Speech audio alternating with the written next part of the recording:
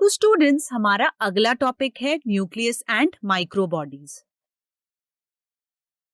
तो students, Robert brown नाम के एक साइंटिस्ट ने सबसे पहली बार न्यूक्लियस को डिस्क्राइब किया 1831 में। उसके बाद आए वॉल्टर फ्लेमिंग, जिन्होंने न्यूक्लियस को ही क्रोमैटिन का नाम दिया और उसका स्ट्रक्चर कुछ ऐसा देख पाए। तो स्टूडेंट्स, अगर हम एक न्यूक्लियस की बात करें जो कि एक सेल में प्रेजेंट होता है, उसके साथ हमें क्रोमोसोम्स भी एसोसिएटेड मिलते हैं। चलिए देखते हैं कैसे। तो स्टूडेंट्स, ये एक सेल का स्ट्रक्चर है और जैसे कि आपको पता है कि सेल में न्यूक्लियस प्रेजेंट होता है और न्यूक्लियस की अगर हम बात करें तो उसमें कुछ थ्रेड लाइक स्ट्रक्चर प्रेजेंट होते हैं जिसे हम क्रोमोसोम्स कहते हैं। और क्रोमोसोम्स जो है वो डीएनए और प्रोटीन से बने होते हैं और डीएनए में कुछ फंक्शनल सेगमेंट्स प्रेजेंट होते हैं जिसे हम जीन कहते हैं। तो जो भी कैरेक्टर्स हम अपने पेरेंट्स से इनहेरिट करते हैं वो जीन के थ्रू ही हो पाता है। और न्यूक्लियस को हम ब्रेन ऑफ द सेल भी कहते हैं क्योंकि जो भी डिसीजन लिया जाता है वो न्यूक्लियस ही लेता है। तो चलिए देखते हैं number of nucleus in a cell.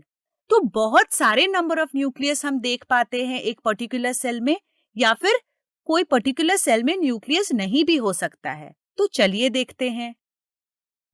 तो स्टूडेंट्स, अगर हम स्केलेटल मसल की बात करें तो आपको बहुत सारे न्यूक्लियस देखने को मिलेंगे। बट अगर हम एक आरबीसी के सेल को देखें, यानी रेड ब्लड सेल, वहां पे किसी भी तरह के न्यूक्लियस की प्रेजेंस नहीं होती। ठीक उसी तरह से अगर हम एक सीव ट्यूब की बात करें जो कि एक प्लांट टिश्यू है, वहां पे आपको किसी भी तरह के न्यूक्लियस की प्रेजेंस नहीं मिलेगी। स्टूडेंट्स, अब हम चलते हैं स्ट्रक्चर ऑफ न्यूक्लियस की ओर। तो ये रहा स्ट्रक्चर ऑफ न्यूक्लियस। और जैसा कि आप जानते हैं, न्यूक्लियस जो है वो न्यूक्लियर मेम्ब्रेन से कवर्ड होता है, यानी कि यहाँ पे दो लेयर प्रेजेंट है, आउटर मेम्ब्रेन और इनर मेम्ब्रेन, जो कि न्यूक्लियर मेम्ब्रेन भी कहा जाता है। इसके अलावा आपको न्यूक्लियोप्लाज्म देखने को मिलता है जो कि एक फ्लूइड मैट्रिक्स है। उसके बाद आता है न्यूक्लियर पोर्स। ये छोटे छोटे पोर्स जो है दोनों न्यूक्लियर मेम्ब्रेन के बीच में प्रेजेंट होते हैं, यानी जो आउटर और इनर मेम्ब्रेन के बीच में आपको न्यूक्लियर पोर्स पाए जाएंगे। उसके अलावा आपको एक राउंडेड स्ट्रक्चर दिख रहा है, इसे हम न्यूक्लियोलस बोलते हैं। और न्यूक्लियोलस ही एक साइट है जहां पे राइबोसोम्स का सिंथेसिस हो पाता है। इसके अलावा आपको एंडोप्लाज्मिक रेटिकुलम जैसे स्ट्रक्चर दिख रहे हैं, वो हमेशा न्यूक्लियस से ही अटैच्ड होते हैं। तो स्टूडेंट्स, अब तक हमने न्यूक्लियस के स्ट्रक्चर को जान लिया है। अब हम इन स्ट्रक्चर्स को डिटेल्स में जानते हैं। तो स्टूडेंट्स, जैसा कि आपको पता है कि न्यूक्लियस के अंदर क्रोमैटिन प्रेजेंट होता है जो कि एक थ्रेड लाइक स्ट्रक्चर है और जो कि काफी कंडेंस्ड होता है। और न्यूक्लियस के अंदर आपको कुछ राउंडेड स्ट्रक्चर भी दिखेंगे जिसे हम न्यूक्लियोलस भी कहते हैं। और न्यूक्लियोलस ही एक साइट है जहां पे राइबोसोम्स का सिंथेसिस हो पाता है। तो हम ये कह सकते हैं कि जो न्यूक्लियोलस है is a condensed region of chromatin where ribosome synthesis occurs. तो चलिए देखते हैं क्रोमैटिन के स्ट्रक्चर को। तो क्रोमैटिन थ्रेड का स्ट्रक्चर कुछ ऐसा दिखता है और यहाँ पे आपको क्रोमैटिन थ्रेड जो है वो डीएनए, नॉन हिस्टोन प्रोटीन और हिस्टोन प्रोटीन से बना हुआ पाया जाता है। तो स्टूडेंट्स, आपके मन में ये सवाल उठ रहा होगा कि ये हिस्टोन प्रोटीन और नॉन हिस्टोन प्रोटीन में क्या डिफरेंस है। तो जब हम हिस्टोन प्रोटीन की बात करते हैं, ये काफी बेसिक प्रोटीन माना जाता है और ये बेसिक इन नेचर होता है। और जब हम नॉन हिस्टोन प्रोटीन की बात करते हैं, ये एसिडिक इन नेचर होते हैं।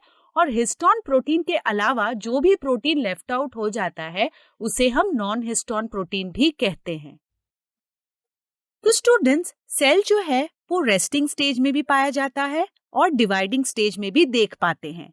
तो सेल जब रेस्टिंग स्टेज में होता है तो न्यूक्लियस में हमें काफी फर्क देखने को मिलता है। तो जब सेल रेस्टिंग स्टेज में होता है तो आपको क्रोमैटिन जो है वो काफी कंडेंस्ड फॉर्म में नजर आता है और वो एक साथ जुड़ा हुआ नजर आता है, जैसे कि आप अपने स्क्रीन पर देख सकते हो। बट सेल जब डिवाइडिंग स्टेज में होता है आपको डिस्टिंक्ट क्रोमोसोम देखने को मिल जाता है।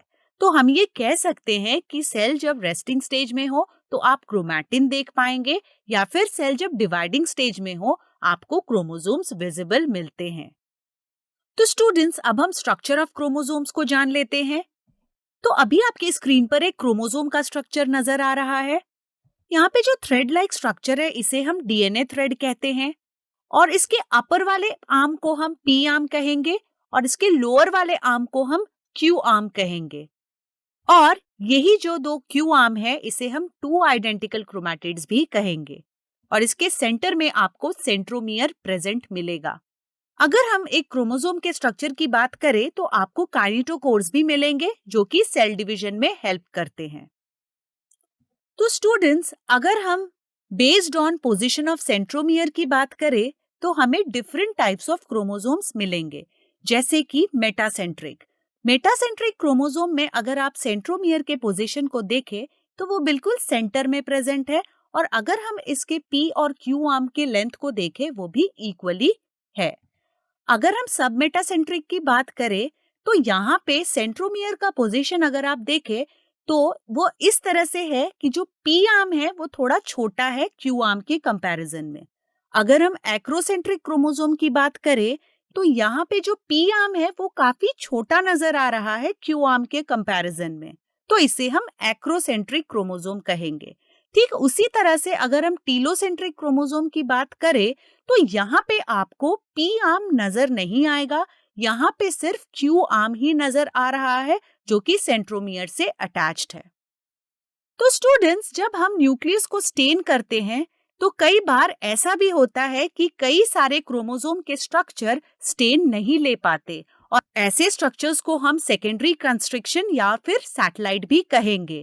और ये सेकेंडरी कंस्ट्रिक्शन और सैटेलाइट न्यूक्लियोसोम के स्ट्रक्चर को बनाने में हेल्प करते हैं आफ्टर सेल डिवीजन। तो स्टूडेंट्स, क्या आपको पता है कि जो न्यूक्लियस है वो सबसे लार्जेस्ट सेल ऑर्गेनेली है और ये सबसे मोस्ट प्रोमिनेंट ऑर्गेनेली में से जाना जाता है। तो स्टूडेंट्स, अब हम माइक्रोबॉडीज के बारे में पढ़ेंगे, तो चलिए जान लेते हैं लोकेशन ऑफ माइक्रोबॉडीज के बारे में। तो माइक्रोबॉडीज जो है वो साइटोप्लाज्म में पाए जाते हैं, और जब भी हम माइक्रोबॉडीज को इलेक्ट्रॉन माइक्रोस्कोप के थ्रू देखेंगे तो इसका स्ट्रक्चर कुछ ऐसा दिखेगा। तो हम ये कह सकते हैं कि the structure of microbodies under the electron microscope looks like this. तो स्टूडेंट्स, अब हम स्ट्रक्चर ऑफ माइक्रोबॉडीज की बात करें तो सबसे आउटर लेयर को हम प्लाज्मा मेम्ब्रेन कहेंगे, उसके बाद आता है मैट्रिक्स, और उसके बाद जो इनर पार्ट है इसे हम क्रिस्टलाइन कोर कहेंगे। तो स्टूडेंट्स, माइक्रोबॉडीज के स्ट्रक्चर की जब हम बात करते हैं तो ये काफी माइन्यूट होते हैं और ये मेम्ब्रेन बाउंड वेसिकल के फॉर्म में पाए जाते हैं। इनमें बहुत ज्यादा एंजाइम्स प्रेजेंट होते हैं, और ये प्लांट्स और एनिमल्स दोनों में ही प्रेजेंट होते हैं, और ये एंडोमेम्ब्रेन सिस्टम का पार्ट नहीं होता। तो स्टूडेंट्स, अब हम जानेंगे फंक्शंस ऑफ माइक्रोबॉडीज के बारे में। तो ग्लाइऑक्सीजोम के फॉर्म में प्लांट्स में प्रेजेंट होते हैं माइक्रोबॉडीज, जिसका स्ट्रक्चर आप देख सकते हैं, और इनका काम होता है फैट्स को कार्बोहाइड्रेट्स में कन्वर्ट करना, यानी glyoxysome contains enzymes which can convert fat into carbohydrates। अब आते हैं पेरोक्सीजोम्स की ओर। तो पेरोक्सीजोम्स भी एक टाइप का माइक्रोबॉडी है जो ऑक्सीडेटिव एंजाइम और कैटालेज एंजाइम को कंसिस्ट करता है, और ये सिडेशन रिडक्शन रिएक्शन को कैरी आउट करता है।